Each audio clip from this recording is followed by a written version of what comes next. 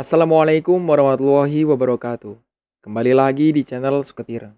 Di kesempatan kali ini saya akan membawakan sebuah cerita yang berjudul Dendam Arwah Seorang Istri. Cerita ini ditulis oleh akun Facebook bernama Dimas Wesarmanto. Bagi kalian yang ingin baca ceritanya secara langsung, bisa langsung kunjungi link yang sudah sertakan di deskripsi.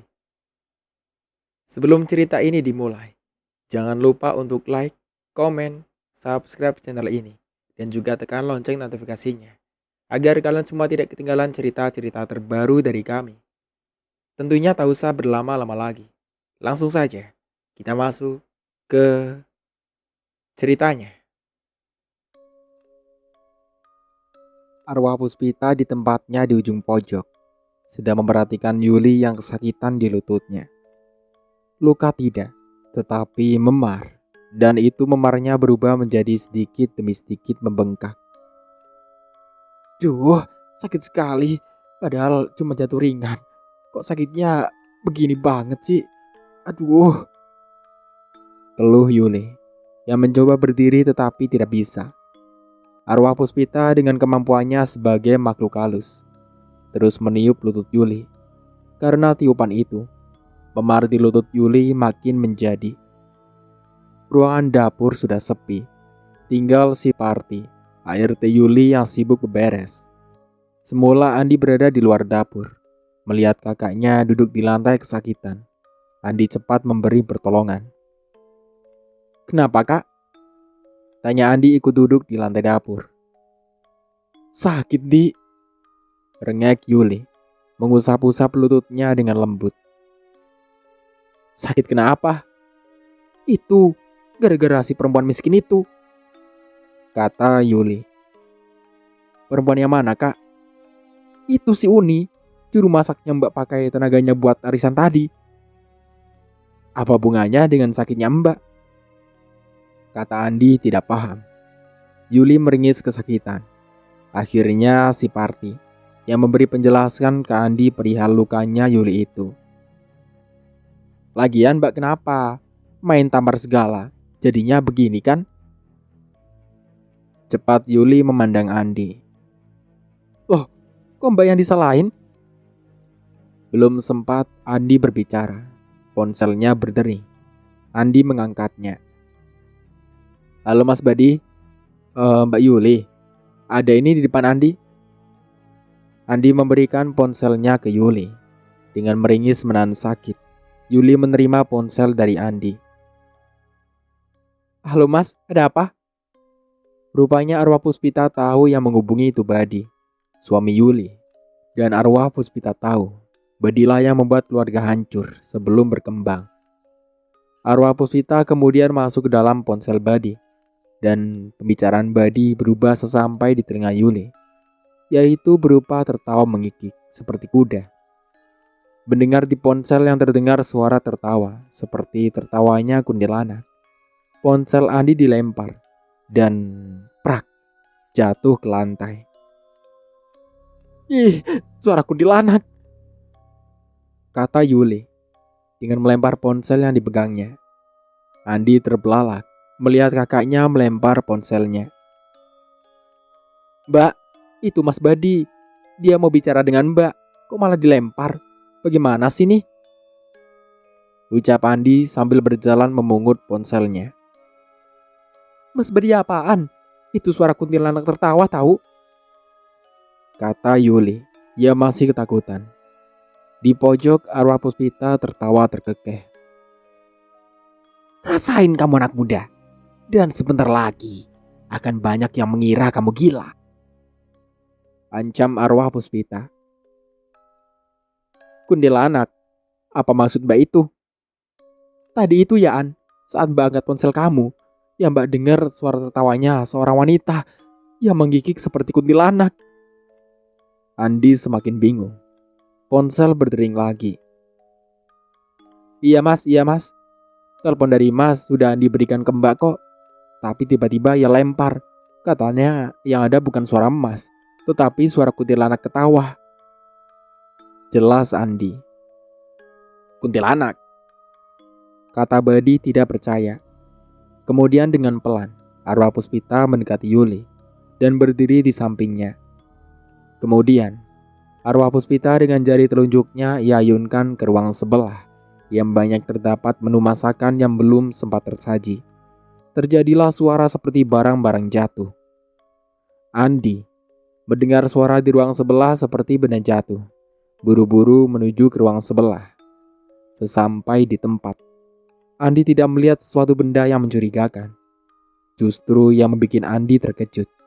Bau yang ada di ruang sebelah sangat menyengat. Karena agar tidak muntah, Andi menutup hidungnya dengan sapu tangan. Ia pun terus melangkah masuk dan melihat semua masakan yang ada. Semuanya ternyata basi. Masya Allah, kenapa semua makanan menjadi basi? Kata Andi. Terus berjalan dan melihat satu persatu masakan yang ada. Andi berusaha menahan keinginannya untuk muntah.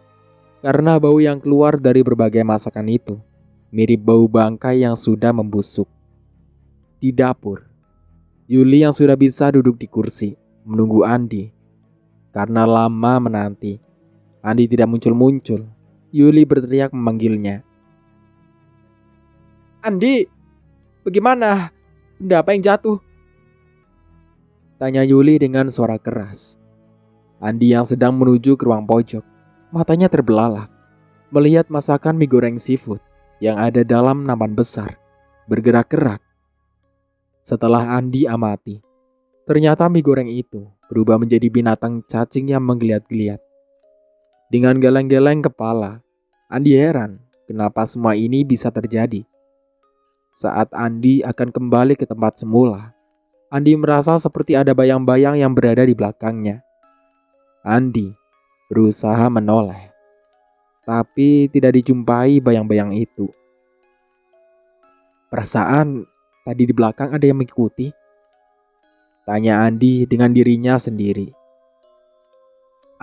Mungkin itu perasaan saja, ujar Andi untuk menenangkan rasa takutnya. Karena ia merasa tubuhnya mulai merinding, ia kemudian mempercepat langkahnya untuk keluar. Di saat langkah Andi mendekati pintu keluar, kembali di matanya, seperti di belakang dirinya ada yang mengikuti. Andi berusaha menoleh ke belakang dan tangannya menutup mulutnya, mengenakan sapu tangan. Lagi-lagi bayangan orang mengikuti tidak ada. Andi! Teriak Yuli dari dapur. Iya mbak, sebentar, Andi ke situ. Ngapain aja sih? Lama sekali. Ada apa sih mbak? Teriak-teriak segala. Kata Andi sesampai di dapur. Andi kemudian ambil kursi lalu duduk. Rupanya rasa mual di perutnya tidak bisa ditolerir lagi. Andi muntah. Yuli kebingungan. Di, kenapa kamu? Kamu sakit? Parti, tolong ambilin minum buat Andi. Pinta Yuli dengan tangannya memijit tengkuk adiknya. Udah mbak, sudah. Andi tidak apa-apa kok. Cuma mual karena melihat masakannya di sebelah. Yuli mengerutkan keningnya serta menatap Andi penuh dengan tanda tanya. Memangnya masakan-masakan itu kenapa? Itu masakan buatan restoran dari luar loh. Bangga Yuli. Yuli tidak tahu kalau arwah Puspita ada di sebelahnya melayang-layang. Yuli, rasakan. Masakan yang kamu beli dengan harga mahal kini tidak berarti lagi. Kini sudah busuk dan berbelatung. Ujar arwah Puspita. Parti, itu nanti masakan yang buat arisan, tapi tidak jadi angetin ya. Biar bisa buat makan nanti dan besok. Ucap Yuli ke ART-nya, Parti. Mbak emangnya tidak tahu?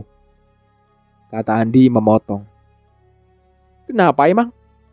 Pada basi mbak. Apa? Basi? Iya. Tidak mungkin. Di saat Yuli dan Andi berbincang, mata Parti melihat sosok bayangan perempuan bergaun putih masuk ke ruang sebelah. Itu siapa yang masuk ke ruang tengah? Kata Parti gagap melihat bayangan wanita itu. Hei Ti, kamu ini bangun tidur apalagi mimpi? Mana ada rumah sebagus ini ada setannya? Yang bener aja. Ujar Yuli, kesal karena ulah Parti yang mengatakan ada seorang yang masuki ruang sebelah yang penuh dengan makanan basi. Benar Bu, saya tidak bohong, kata Parti. Ya udah, coba kamu lihat siapa yang masuk. Kalau benar kamu tidak bohong, perintah Yuli ke Parti. Bersama dengan Andi, Parti menuju ke ruang sebelah. Dalam hati kecilnya, Parti takut. Tetapi karena permintaan majikannya, Parti menurut. Sesampai di depan pintu ruang sebelah, Andi dengan pelan membuka pintunya, sedang Parti berada di belakang Andi. Hati-hati Mas, saran Parti ke Andi yang melangkah masuk ke dalam. Di dalam memang tidak ada siapa-siapa. Andi terus melangkah masuk dan tiba-tiba badannya merasa dingin karena adanya hembusan angin dan kemudian menjadi merinding. Karena setelah Andi masuk ternyata tidak ada siapa-siapa. Parti sedikit berani dan melangkahkan kakinya masuk. Beberapa saat Andi dan Parti berada di dalam ruangan itu. Kembali bau busuk terhirup mereka berdua. Parti yang tidak tahan bau itu langsung muntah dari mulutnya keluar cairan. Sedang Andi berusaha menahannya, walau juga di perutnya terasa mual. Parti terus muntah-muntah. Kasihan melihat Parti seperti kepayahan. Adi memintanya Parti kembali saja ke ruang dapur bersama Yuli. Ti, udah sana, kamu kembali aja ke ruang dapur, menemani Mbak Yuli, usul Andi. Sebelum Parti sampai di ruang dapur, Yuli mencium bau formalin yang semakin lama bau itu semakin menyengat. Bau formalin? Aneh. Gumam Yuli sambil kepalanya menoleh ke sana kemari. Beberapa detik kemudian, Yuli melihat kepulan asap di dekat kompor dan lambat laun, asap itu berubah menjadi sosok wanita berambut panjang dengan muka pucat dan mata yang melotot ke arah Yuli. Hei, siapa kamu? Bentak Yuli dengan beringsut mundur sambil menahan rasa sakit di lututnya. Sosok wanita itu diam, tetapi sorot matanya menatap Yuli dengan tajam dan siap mengucap. Sosok wanita itu arwah Puspita. Siapa kamu? Kembali Yuli bertanya. Mendadak arwah Puspita menyeringai serta dari mulutnya menetes darah ke lantai. Yuli semakin cepat beringsut mundur. Anak muda, pertanyaanmu itu tanyakan saja pada suamimu. Tertawa arwah Puspita terdengar merikik dan menyayat. Kamu kuntilanak, ucap Yuli ketakutan. Ia berusaha akan berdiri dan berlari keluar, tetapi badan terasa seperti kena lem, tidak bisa bergerak. Mau kemana kamu? Ayo lari. Kalau aku mau anak muda, kamu harusnya sudah kucekik agar suami kamu kehilangan orang yang terkasih. Tapi itu tidak aku lakukan. Aku akan buat kalian berdua menderita pelan-pelan hingga mati. Ancam arwah Puspita. Jangan kamu lakukan itu. Jangan. Saya berjanji akan saya beri apa yang kamu mau. Rengek Yuli.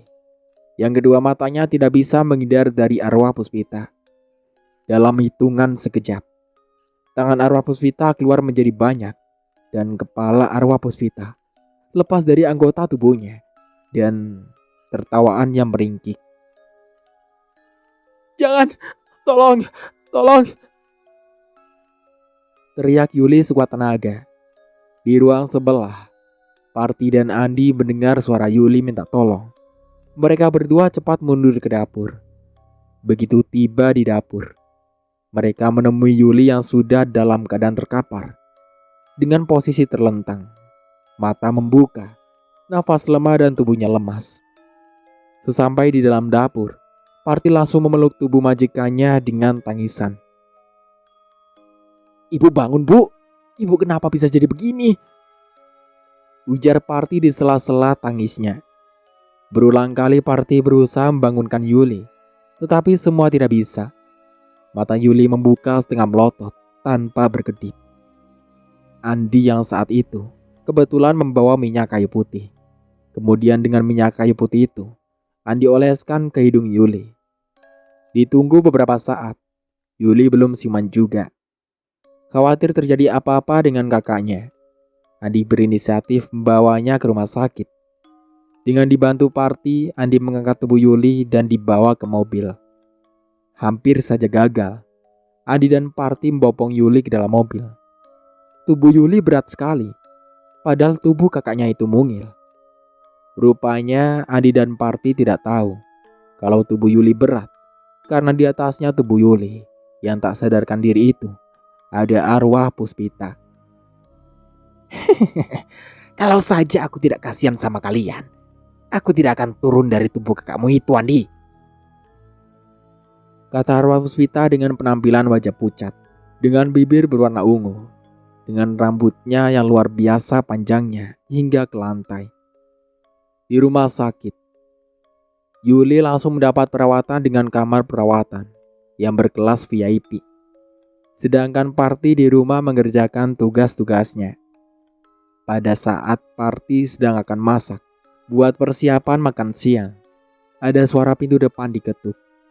Parti langsung ke depan setelah mengecilkan api kompor gasnya.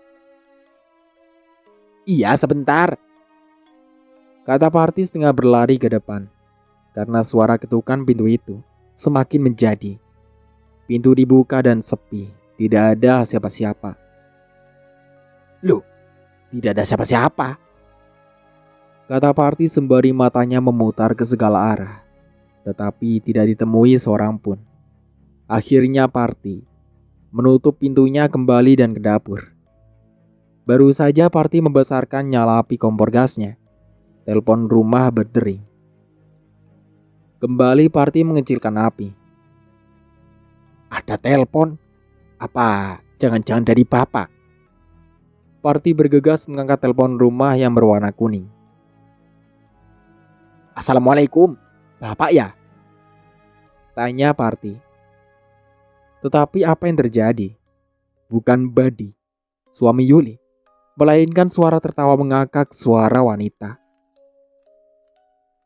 Parti, sampaikan ke majikanmu, kembalikan barang-barangku. Setelah berkata begitu, suara itu pun hilang. Masya Allah, siapa ini? Kata Parti yang sempat akan melempar telepon yang dipegangnya, tetapi tidak jadi. Halo? Halo? Tidak ada jawaban dan suara itu hilang. Karena tidak ada jawaban, Parti kembali lagi ke dapur. Di otak Parti terngiang suara yang minta dikembalikan barang-barangnya. Barang apa ya? Apa mungkin Bu Yuli yang kaya itu tidak mengembalikan barang-barangnya? Bu, itu bukan urusanku. Gumam Parti berjalan ke dapur. Di tempat lain, di rumah sakit DR Mustopo yang ahli syaraf dan penyakit dalam, berulang kali menggelengkan kepalanya saat memeriksa tubuh Yuli. Wi, tolong ambilkan stetoskop yang lain. Ini sepertinya ada nasah. Pinta dokter ke Wati yang sekretarisnya. Sama dengan stetoskop yang baru, dokter sedikit kerepotan. Karena stetoskop yang baru sama saja ngadat. Sudah 3 dokter spesialis saraf, penyakit dalam dan jantung memeriksa Yuli. Dan mereka semuanya menyimpulkan kalau kondisi pasien semuanya dalam kondisi prima. Dan dokter-dokter pun itu bingung. Pingsannya Yuli itu disebabkan oleh apa? Di kamar yang berkelas VIP, Badi sedang memeluk tubuh istrinya yang tidak berdaya terbaring lemah di tempat tidur. Yul, kenapa kamu bisa begini? Mas tidak bisa hidup bahagia tanpa dirimu, Yul. Rata Badi dengan pelukan sayang ke istrinya di sela-sela tangisnya yang ditahan. Arwah Puspita yang ada di ruangan itu tertawa terkekeh-kekeh tanpa didengar mereka. Rasakan anak muda, betapa sedih dan sakitnya melihat orang yang disayang terbujur tidak berdaya. Itu pula yang dirasakan Ananta, orang yang terkasih kerenggut nyawa dan kehormatannya. Kini kamu akan seperti Ananta, kehilangan istrimu. Bebarengan dengan kekesalan arwah Puspita atas ulah Badi, di atas kamar rawat Yuli, terdengar suara burung gagak yang menyayat. Tetapi Badi tidak menyadari dan mengerti kedatangan burung gagak itu merupakan tanda akan ada kesusahan yang mendalam. Sudah sepekan di rumah sakit, tetapi Yuli tidak ada perubahan yang berarti. Atas saran dokter, akhirnya Yuli diperbolehkan pulang dengan rawat jalan. Rustam saat itu baru saja pulang dari tempat kerjanya jam 8 malam. Seperti biasa, pasangan muda ini, Maya, selalu mencium tangan suaminya dan sebaliknya. Rustam sang suami selalu mencium dan mengelus perut istrinya yang sedang hamil 7 bulan. Wah, semoga kau cepat lahir ya nak, agar papa betul-betul dipanggil papa, kata Rustam dengan menempelkan mulutnya di perut Maya yang sudah terlihat membuncit. Dengan senyuman manisnya, Maya membiarkan Rustam menciumi perutnya dengan penuh harapan cepat dapat momongan. Ma, semoga saja anak kita nanti lahir laki-laki ya, kata Rustam sembari berjalan berdua ke dalam. Pak, kalau bagi Risma sih, laki apa perempuan sama aja, anugerah dari Allah yang harus disyukuri, ujar Maya, yang kemudian berjalan ke kulkas mengambil jus melon kegemaran suaminya. Di saat pintu kulkas dibuka, ternyata dalam kulkas kosong tanpa ada apa-apa. Padahal semula penuh dengan minuman, buah-buahan, dan lain-lain. Loh, kosong? Padahal baru seperempat tadi ibu ambil markisa masih banyak isi. Kenapa sekarang kosong sama sekali? Kata Maya lirih. Mana majusnya? Seru Rustam duduk di depan TV. Di depan Rustam, arwah Puspita berdiri dengan wajah bengis dan kesal melihat pria ini bermanja-manja dengan istrinya. Rustam, tunggu pembalasanku. Lebih menyakitkan daripada aku yang kau sakiti, ujar arwah Puspita tanpa diketahui dari mana asalnya. Tiba-tiba Maya sudah berada di sisi Rustam, membawakan segelas jus melon kegemarannya. Kenapa sih Pak teriak-teriak segala? Membuat jus kan tidak bisa instan, kata Maya sembari meletakkan jus melon, pesanan suaminya. Rustam tanpa melihat lagi dan kata istrinya, ia tetap baca koran. Terima kasih Ma, kata Rustam tetap matanya tertuju ke koran yang dibacanya. Beberapa menit kemudian, Rustam baru meminum jus melon buatan istri kesayangannya. Minum dulu ujarnya setelah melipat koran dan meletakkan di tempatnya. Begitu Rustam minum, belum tertelan semua, jus melon yang terlihat segar itu dimuntahkan hingga berceceran ke karpet. Weh, Ma, panggil Rustam ke istrinya. Tidak ada jawaban. Rustam mengulanginya lagi. Mama, mana itu orang?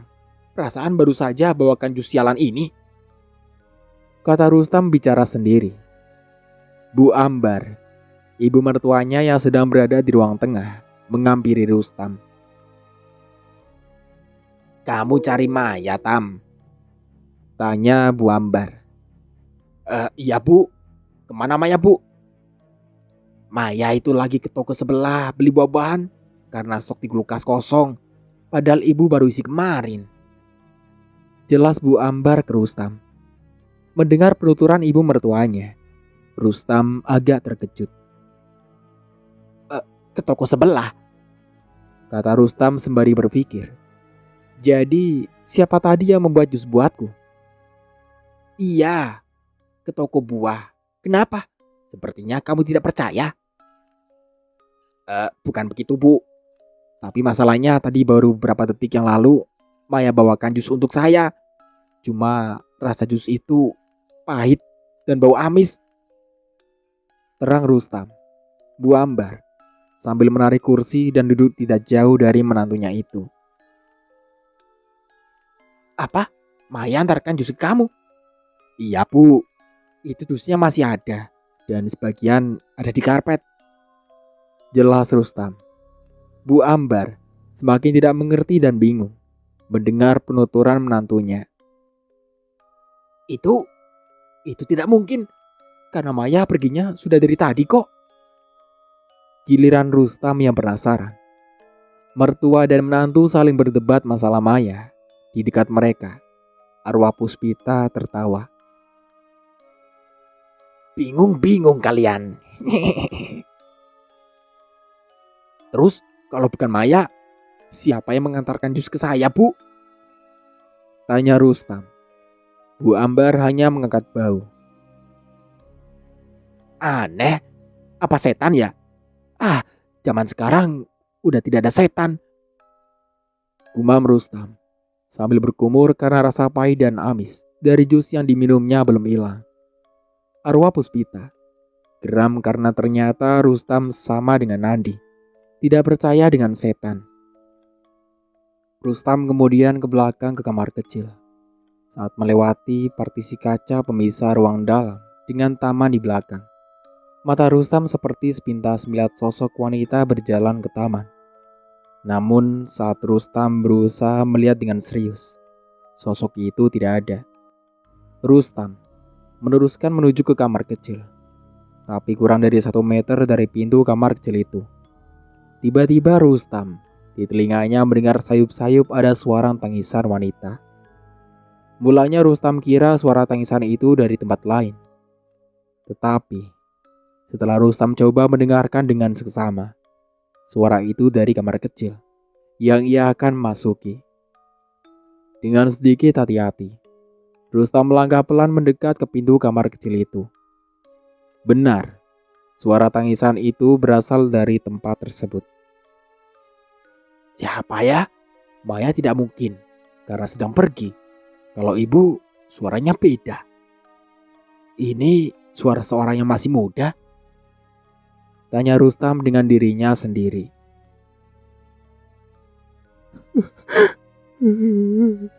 Kembalikan barang-barangku. Tangisan suara itu. Rustam makin bingung dan tidak mengerti. Barang siapa yang harus dikembalikan? Kembali suara itu di sela-sela tangisnya, menyebut, kembalikan barang-barangku. Dengan tekad yang dikuat-kuatkan, Rustam berusaha membuka pintunya. Dan anehnya lagi, biasanya apabila dibuka, tidak menimbulkan bunyi. Tetapi kali ini diiringi bunyi. Setelah pintu terbuka sedikit lebar, Rustam coba masuk. Tetapi jantung Rustam hampir copot. Saat pintu terbuka dan Rustam mau melangkah masuk, tiba-tiba ada binatang seperti kucing berwarna hitam keluar dan lari yang sempat menabrak kaki Rustam. Astagfirullah, apa itu? Kaget Rustam serasa jantungnya hampir copot. Karena seekor binatang seperti kucing keluar dan sempat menyentuh kakinya, lari menabrak. Binatang itu lari dan menghilang cepat sekali. Rustam coba mengejar, tetapi binatang misterius itu sudah tidak ada. Rustam sempat berdiri termangu dengan memikirkan atas kejadian yang baru dialami itu. Tidak peduli dengan binatang hitam itu. Rustam cepat kembali ke kamar kecil karena sudah tidak tahan, ingin pipis. Memasuki ke kamar kecil itu, keadaan tempatnya biasa-biasa saja. Tidak ada tanda-tanda yang mencurigakan. Rustam kemudian segera melampiaskan buang pipisnya. Belum tuntas pipisnya, Rustam dikagetkan dengan towelan di pundaknya. Aduh, siapa lagi nih?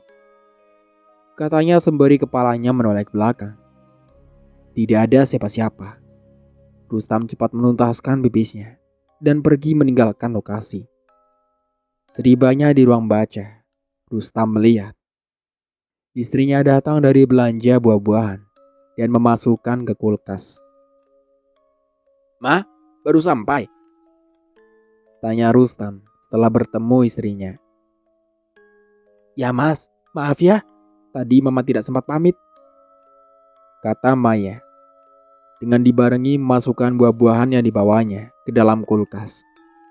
Dari sudut ruangan, arwah Puspita mengawasi suami istri itu dengan kesal. Karena melalui matanya, arwah Puspita melihat di tangan Rustam melingkar jam tangan yang berselaput emas di pergelangan kiri Rustam. Arwah Puspita tahu pasti itu jam tangan kepunyaan suaminya Ananta. Betapa geramnya arwah Puspita melihat itu. Arwah Puspita tidak rela milik suaminya beralih ke tangan orang lain dengan jalan yang hina. Matanya yang semula berwarna hitam pudar, kini arwah Puspita matanya menjadi merah dengan titik hitam ada di tengahnya. Mata itu ia wijamkan ke Rustam. Akibatnya, Rustam merasa ada yang memperhatikan. Perasaan di sebelah tadi ada seorang," kata Rustam sembari kepalanya menoleh ke sana kemari. Seseorang yang menurutnya ada, ternyata tidak ada. Arwah Puspita dengan kemampuannya dimilikinya sebagai makhluk halus. Ia gerakan jari telunjuknya tangan kanan ke anggota badan Rustam, yaitu tangan kiri yang ada jam tangannya. Jari telunjuk arwah Puspita itu lalu digerakkan 2 kali. Muncullah bundaran sinar warna merah bergulir di tangan Rustam. Saat gumparan sinar merah itu mengenai tangan Rustam, Rustam terkejut. Di dirinya merasa seperti ada sebuah sinar mengenai tangan kirinya. Sesaat kemudian, Maya datang. Maya melihat suaminya kesakitan. "Aduh, tolong, Mama. Aduh, sakit sekali, Mah. Kenapa ini? Jatuh tidak? Tiba-tiba sakit. Apa kolesterol naik?" Keluh Rustam dengan tangan kanannya memijit-mijit tangan kirinya. Sesampai di ruang di mana Rustam ada, Maya memicimkan matanya. Mas kenapa?" Tanya Maya ke Rustam. Rustam meringis kesakitan. Panggil dok. Aduh, sakitnya. Sebentar, Pak. Maya panggilkan dokter Handoko. Dokter pribadi dan keluarga besarnya Rustam. Maya dengan wajah ketakutan ambil ponselnya untuk memanggil dokter. Arwah Puspita tertawa di tempatnya. Rustam. Kamu akan kubuat kesakitan, Rustam." Ancam arwah Puspita. Arwah Puspita bertekad akan membuat mereka yang membuat dirinya berpisah dengan keluarganya menderita seperti apa yang ia alami. Rustam yang kesakitan di tangan kirinya hingga berguling-guling ke lantai. Dengan keringat dingin mengucur membasahi tubuhnya, menjadikan seisi rumah mewah berarsitektur Italia itu kebingungan. Sementara dokter Handoko masih dalam perjalanan. "Aduh, sakit sekali." Keluh Rustam dengan berulang-ulang. Tangan kanannya memegangi tangan kirinya. Mama, mana dokternya, Mama, lama sekali. Aduh ya Allah." Rintih Rustam yang menahan sakit yang luar biasa. Maya dan ibunya yang berada di samping Rustam kebingungan apa yang hendak dilakukan. "Sabar, Mas. Dokter dalam perjalanan ke sini." Tutur Maya sambil berusaha memegangi dan memijit tubuh Rustam. Tetapi gagal karena Rustam meronta-ronta menahan sakit. Sabar bagaimana, Ma? Papa ini sakit," kata Rustam dengan suara lantang. Sementara arwah Puspita berada di ruang yang sama, merasa puas melihat Rustam kesakitan yang amat sangat. "Aduh, sakit sekali ya Allah. Dosa apa ini ya Allah?" Keluh Rustam dengan menyebut nama Allah Begitulah sifat manusia. Jikalau berbuat dosa tidak ingat Allah, begitu sakit baru ingat yang kuasa. Di tempat lain, yaitu di rumah yang tidak kalah mewahnya, di perumahan elit di Cinere, Nandi menyambut kedatangan Wisni yang didampingi ibunya dari rumah sakit, kontrol kandungannya. Bagaimana sayang hasilnya? Janin yang mama kandung itu jenis kelaminnya apa? Tanya Nandi ke istrinya dengan menempelkan pipinya di perut Wisni. Papa bagaimana? Kan kandungan mama baru berjalan 3 bulan, jadi belum bisa diketahui cowok apa cewek. Jelas Wisni dengan ulasan senyum kebahagiaan. Yang penting dokter bilang kalau janinnya ada di perut Wisni dalam kondisi baik. Setelah ibunya Nandi, arwah Puspita tidak rela melihat kebahagiaan Nandi, laki-laki yang merenggut nyawa dan tempat melampiaskan nafsunya. Aku akan buat engkau menderita, Nandi, seperti kau yang telah membuat Ananta dan Dinda menderita kehilangan istri. Aku tidak rela. Dan ini saatnya aku balas dendam, anak muda. Ujar arwah Puspita yang berada di sekeliling mereka, melayang-layang dengan gaun putihnya. Wisni, rupanya sepulang dari rumah sakit, perutnya ingin makan yang segar-segar. Ia pun berjalan ke tempat di mana buah-buahan Yasto disimpan dalam kulkas. Arwah Puspita melihat Wisni berjalan sendirian tanpa didampingi ibu mertua atau suami, tidak dia sia-siakan. Dengan kebiasaan tangannya, jalan yang menuju tempat kulkas yang berada dibuat basah dan licin. Tanpa ragu, Wisni berjalan dengan tenang menuju tempat kulkas berada. Lebih kurang 1 meter mendekati kulkas, mendadak Wisni terpeleset hingga terlentang. Teriakan Wisni terpeleset terdengar oleh Nandi dan ibunya. Mereka cepat ke tempat Wisni terpeleset dengan wajah panik. Ya Allah, apa yang terjadi, nak? Gumam ibu Handiko, ibunya Nandi, sembari berjalan setengah berlari. Sesampai di pintu di mana kulkas itu berada, ibu Handiko langsung berteriak menyebut nama Wisni yang ada di atas lantai terkapar, sembari meringis kesakitan di perutnya. Aduh, sakit. Keluhnya pelan dengan kedua telapak tangannya memegangi perutnya. Nandi melihat Wisni terkapar begitu, langsung mengangkat punggung Wisni dalam posisi duduk. Ma, apa yang terjadi? Tanya Nandi kebingungan dan panik. Beberapa kali ia mengamati tubuh istrinya, takut kalau ada luka. Pak, Mama juga tidak tahu. Tiba-tiba lantainya licin dan Mama terpeleset. Aduh, sakit, Pak. Jelas Wisni dengan suara lemah, menahan sakit. Sudah, Mama tidak perlu berbicara. Kita harus ke dokter ya. Wisni mengangguk. Bu Andiko yang ada di samping kanan Wisni, mendadak matanya terbuka lebar. Melihat darah segar mengalir dari selangkangan Wisni banyak sekali. Nandi, teriak ibunya. Ada apa lagi, Bu? Itu lihat, Wisni mengeluarkan darah. Astagfirullah, darah? Darah apa? Atau jangan-jangan?